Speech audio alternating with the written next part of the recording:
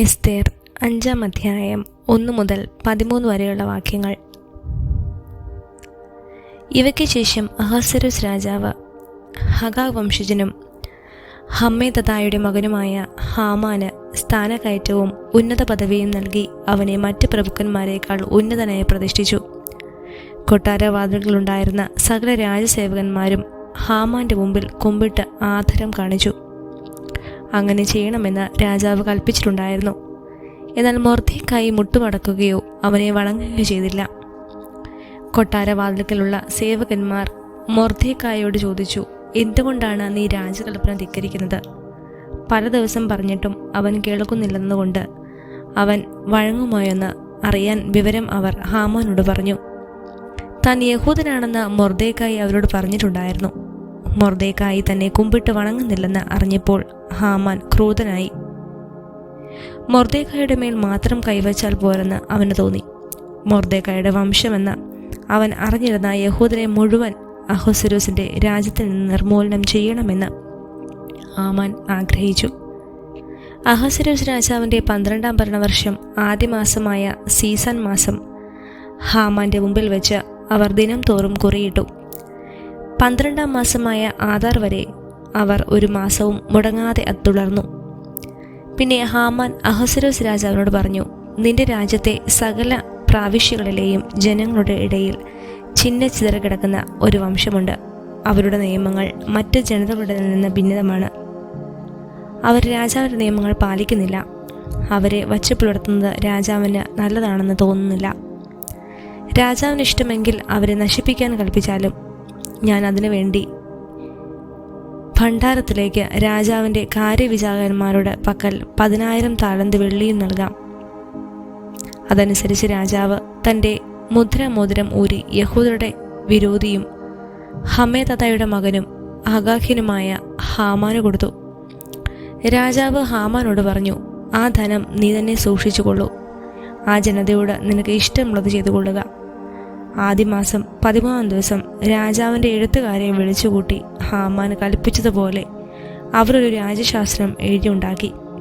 രാജപ്രതിനിധികളും സകല പ്രാവിശ്യകളിലെയും നാടുവാഴികൾക്കും എല്ലാ ജനതകളുടെയും പ്രഭുക്കന്മാർക്കും ഓരോ പ്രാവിശ്യയ്ക്കും അതതിൻ്റെ ലിപിയിലും ഓരോ ജനതയ്ക്കും അതതിൻ്റെ ഭാഷയിലും അഹസ്വേരോസ് രാജാവിൻ്റെ നാമത്തിൽ എഴുതി രാജമോതിരം കൊണ്ട് അതിൽ മുദ്രവെച്ചു.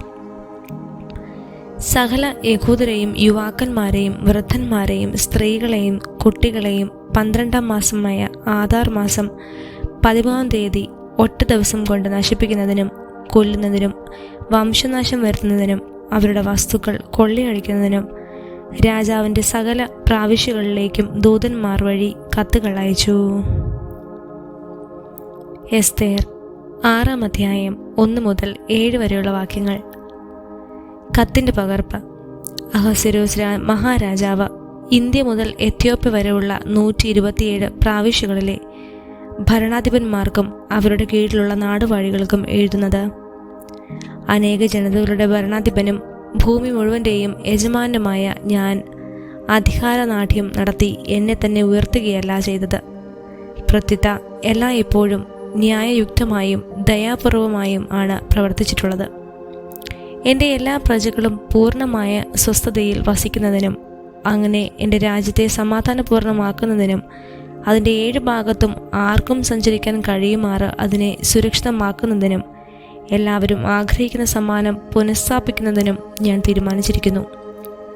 ഇതെങ്ങനെ സാധിക്കുമെന്ന് എൻ്റെ ഉപദേശകരോട് ചോദിച്ചപ്പോൾ ശ്രേഷ്ഠമായ ജ്ഞാനത്താൽ നമ്മിൽ ആരെയും അതിശയിക്കുന്നവനും സുസ്ഥിരമായ സന്മനസ്സും ഇളക്കമില്ലാത്ത വിശ്വസ്തതയും കൊണ്ട് അതിവിശിഷ്ടനും രാജ്യത്ത് 2-ാം സ്ഥാനം നേടിയവനുമായ ഹാമാൻ ഇങ്ങനെ ധരിപ്പിച്ചു: ലോകത്തിലെ എല്ലാ ജനതകളുടെയും ഇടയിൽ ചിതറിക്കിടക്കുന്ന ഒരു ശത്രു ജനത ഉണ്ട്.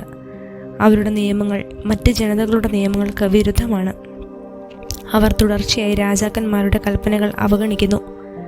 അങ്ങനെ നാം അത്യധികം ആഗ്രഹിക്കുന്ന രാജ്യത്തിൻ്റെ ഐക്യം സാധിക്കാതെ വന്നിരിക്കുന്നു.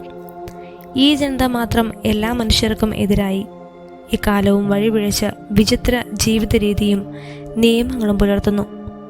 നമ്മുടെ രാജ്യം സുസ്ഥിരത നേടാതിരിക്കാൻ വേണ്ടി തങ്ങളാൽ കഴിയുന്ന എല്ലാ ഉപദ്രവങ്ങളും ചെയ്തുകൊണ്ട് അവർ നമ്മുടെ ഭരണകൂടത്തിനെതിരെ നിലകൊള്ളുന്നു.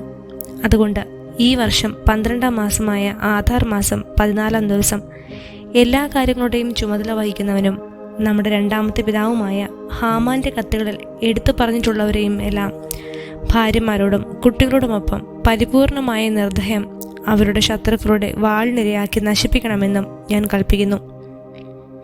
അങ്ങനെ 12 മുതൽ ഇന്ന് വരെ ശത്രുതയിൽ കഴിയുന്നവരെല്ലാം ഒറ്റ ദിവസം കൊണ്ട് വധിക്കപ്പെട്ട് പാതാളത്തിൽ പതിക്കട്ടെ. നമ്മുടെ ഭരണകൂടം പരിപൂർണമായി സുരക്ഷിതവും ഉപദ്രവമേൽക്കാത്തതുമായി ഇനിമേൽ നിലനിൽക്കട്ടെ.